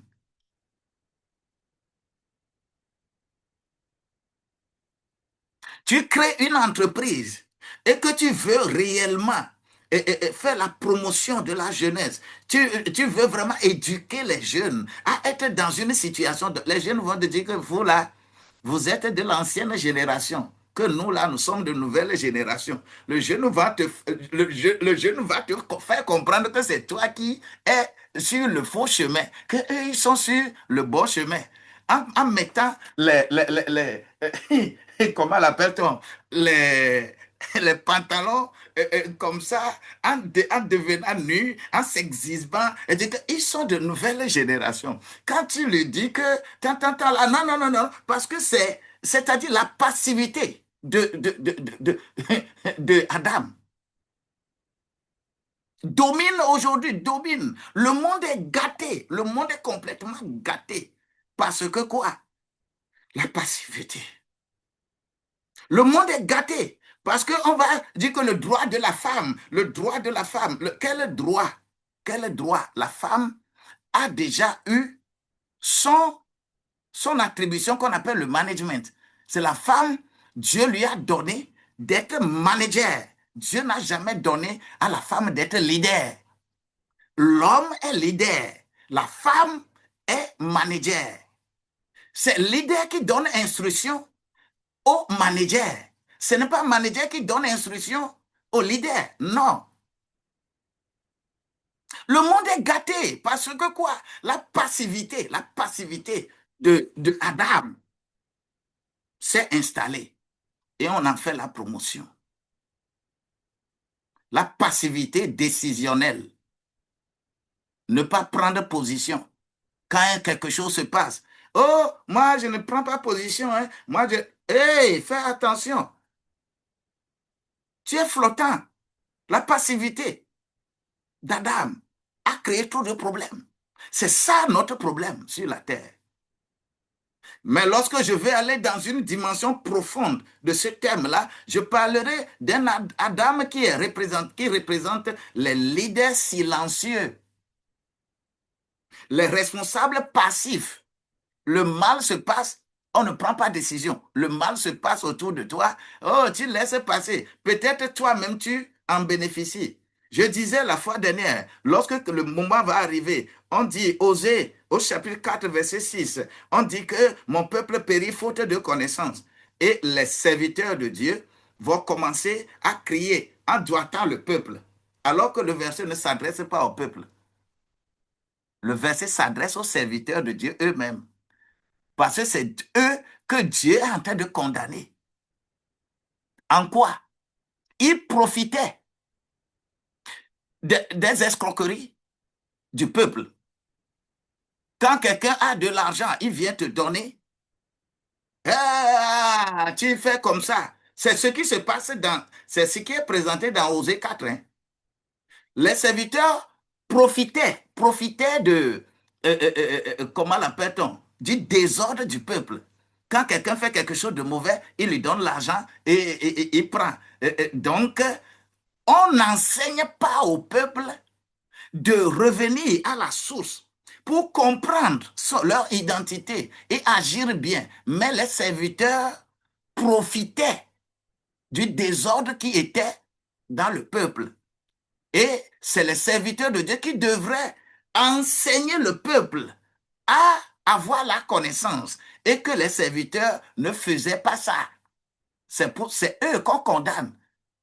C'est les serviteurs qui ont fait que le peuple est dans l'ignorance et que le désordre et que ce qu'on appelle la pauvreté est en train de dominer. C'est les serviteurs.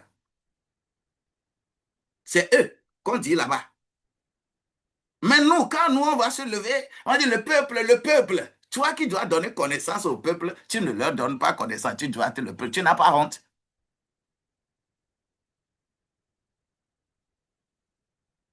Que la grâce de Dieu soit avec toi. Alors, je vais prier, je vais demander à Dieu d'être avec nous. Parce que l'autorité, quand l'autorité est absente, nous avons des problèmes. Et voici la vérité que nous devons savoir. Ce que tu ne corriges pas, tu le cautionnes. Ce que tu ne corriges pas dans ta maison, là, c'est que tu le cautionnes. Ce que tu ne corriges pas, c'est que tu cautionnes ça. Ce que tu ne corriges pas, c'est ce que tu cautionnes ça. Donc, la restauration en Christ est nécessaire pour toi. En C'est ça. Christ ne se tait pas. Christ ne se tait pas. Et ce n'est pas n'importe où. Même quand Hérode va parler, quand Pilate va parler, quand il dit, est-ce que bon, tu ne sais pas que je peux te délivrer, je peux t'arracher, que les gens là ne te fassent pas du mal? Christ lui a dit que tu ne peux pas. Tu ne peux pas. Tu ne peux pas. Quand c'est arrivé au moment critique, devant face à face, Christ ne se tait pas. Toi, à cause de ce que on te donne là. C'est pourquoi, quand quelqu'un peut-être a un peu l'argent et vient dans, dans notre église là, quand ils font un temps, hum, ils partent parce qu'ils ne supportent pas la vérité.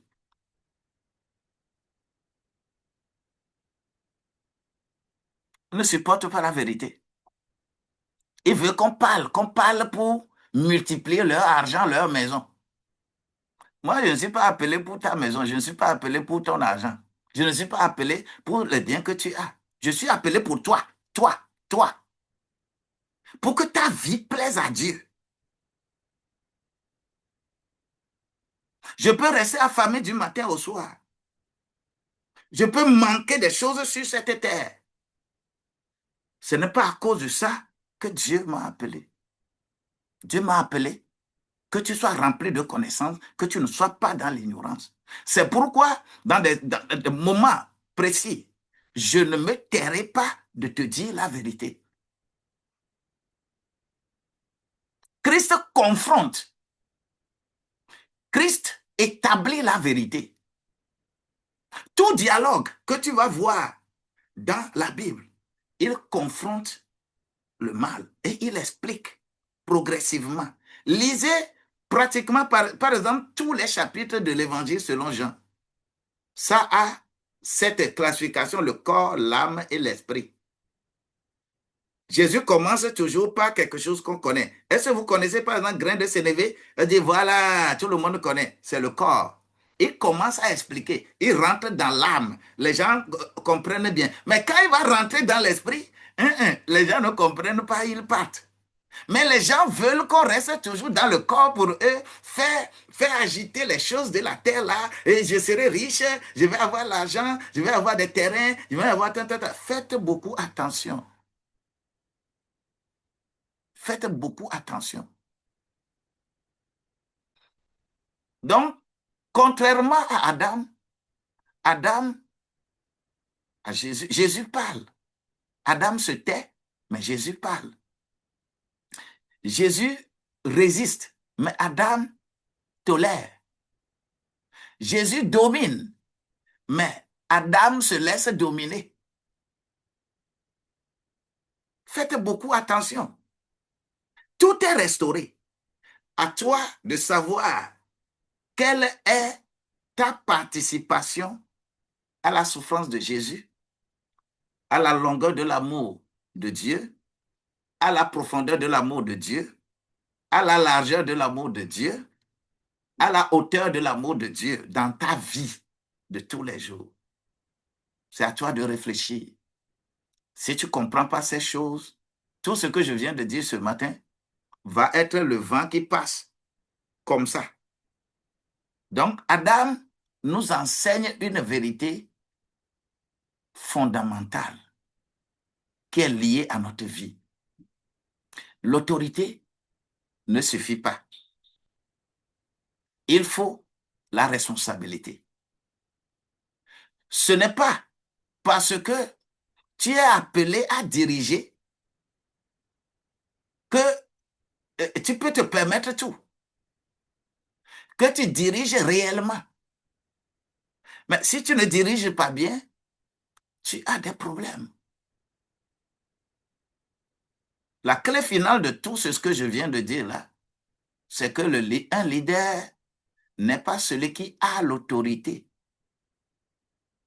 mais un leader est celui qui exerce avec responsabilité.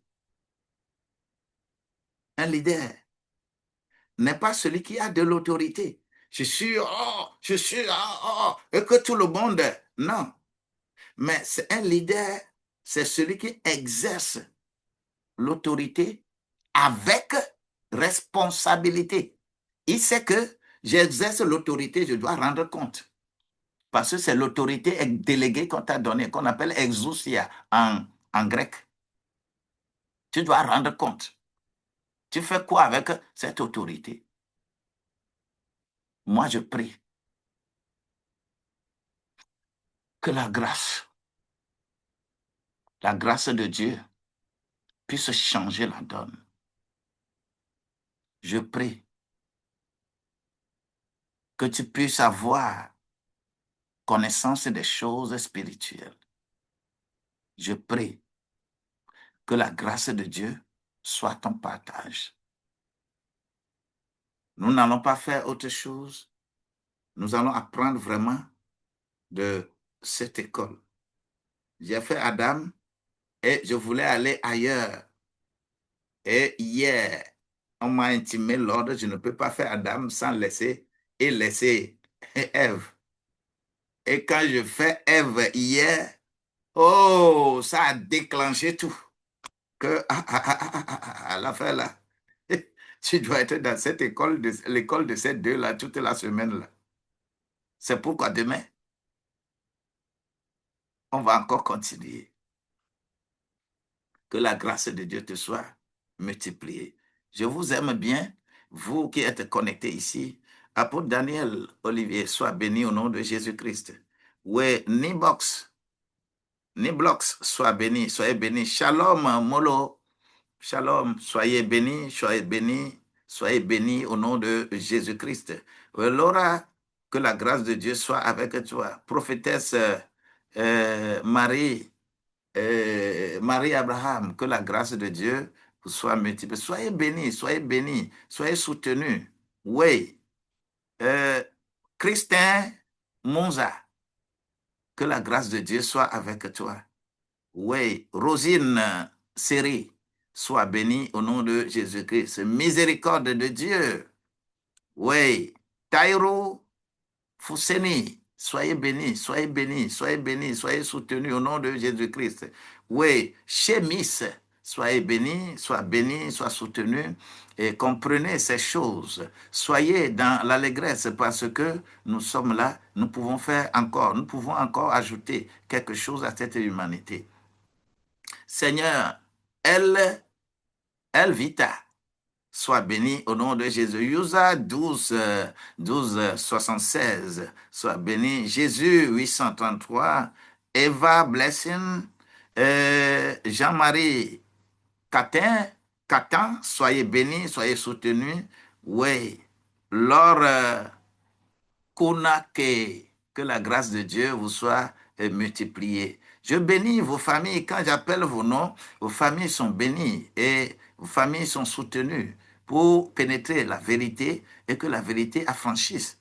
Oui, ce n'est pas être religieux qu'on est affranchi, mais quand la vérité te pénètre, tu es affranchi.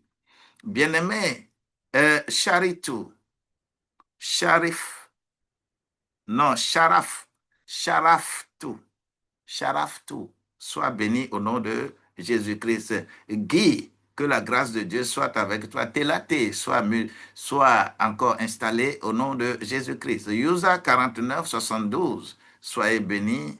Oui.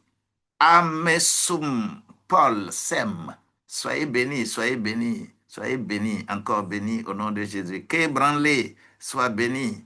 Oui. Aïssatou, sois béni au nom de Jésus. Itouré, sois béni, béni. Véronique Yoboué, soyez béni au nom de Jésus-Christ. Massa, la grâce de Dieu est avec toi.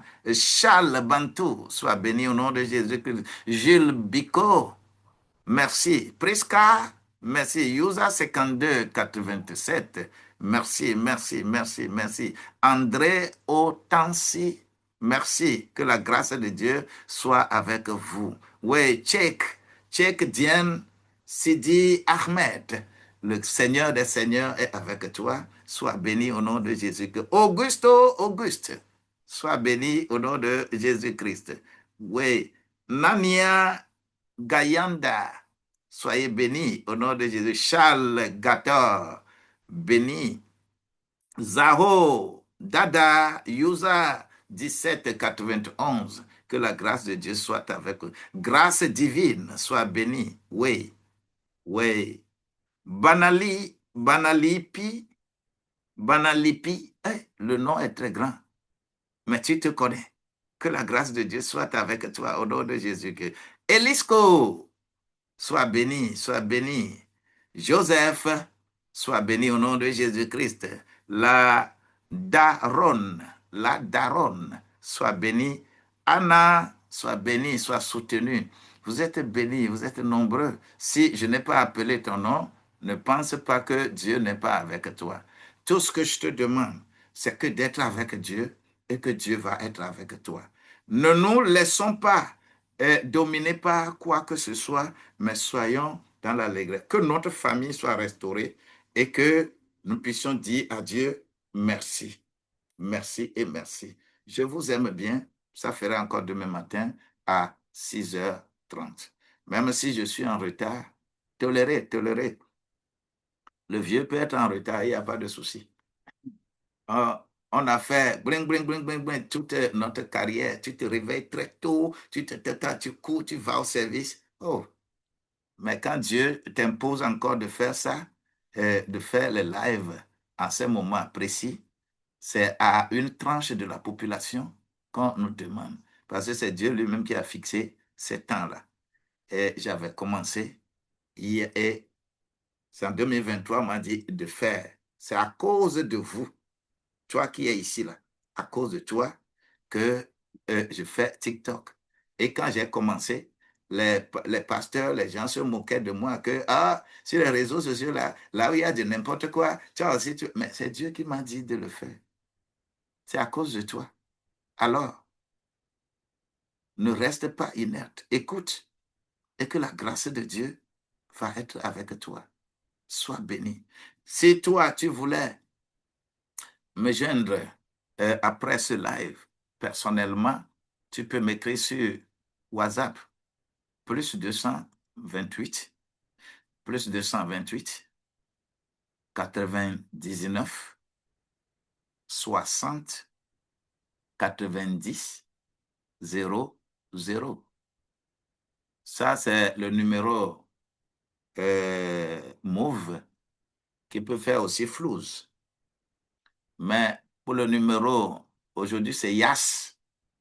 YAS ou Mix by YAS. 90, 12, 69, 0, 0. 90, 12, 69, 0, 0. Oui, bonjour papa. C'est toujours un grand plaisir d'écouter tes paroles. Merci. Merci, merci beaucoup. Merci, merci beaucoup, Touré. Que la grâce de Dieu nous soit multipliée et nous irons. Il y a toujours à apprendre et nous apprenons tous les jours. Que la grâce de Dieu vous soit bénie. Quiconque veut B2B et m'envoie un message WhatsApp et on pourra toujours se communiquer pour résoudre. Nous sommes là pour résoudre des problèmes humains, pas des problèmes des corriger les trucs qui sont enfouis en toi, le désordre que tu héberges en toi et que ce désordre est en train de travailler dehors là. C'est ça que Dieu nous a demandé de toucher. C'est pour cela que je ne prie pas pour les gens, pour que les gens puissent voyager. On ne m'a pas donné ça. Pour que les gens puissent avoir leur passeport, les gens puissent construire les grandes maisons, les gens puissent faire... Je ne sais pas comment on prie pour ça, mais je sais comment on prie pour corriger ta vie et que tout ce que tu vas vouloir, Dieu va te le faire. Cherchez premièrement le royaume et sa puissance et son honnêteté et toutes les autres choses là, on va te remettre. C'est dans ça que nous sommes. Soyez bénis. Ça fait demain matin à 6h30. Ce qui veut dire que si tu n'as vraiment pas un cœur solide, tu ne veux pas changer là. Quand tu viens ici, c'est des flèches que tu as que ça tombe, tourne, tourne, tourne, tourne. Mais je veux que ça change. Hmm.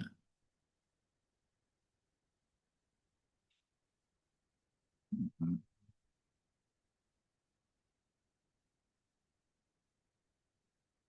Hmm. Hmm. Hmm.